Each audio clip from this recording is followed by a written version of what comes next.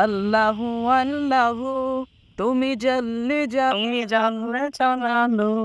হ্যাঁ গান করো তো যায় না। হ্যাঁ, মেহেদী হাসান মিরাজের ছেলেকে পড়াতে চান কারি আবু রায়হানের কাছে।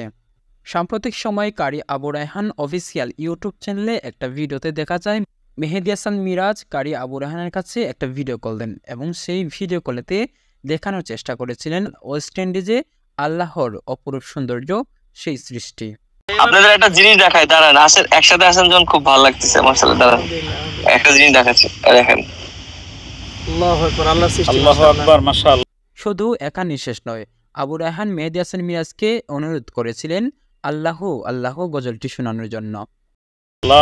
আল্লাহু আল্লাহু তুমি জানলে এক পর্যায়ে মেহেদী হাসান মিরাজ বললেন, তুমি কিন্তু আমার ছেলেকে পড়াতে হবে। এই আমার ছেলেরা পড়াইতে হবে তো, তুমি পড়াবা, কবে থেকে পড়াবা বলো? একজন বিশ্বসেরা কোরআনে হাফিজ আর একজন বিশ্বসেরা ক্রিকেটার, কতই না সুন্দর একটি মুহূর্ত। এরকম সম্পর্ক সারা জীবন অটুট থাকুক।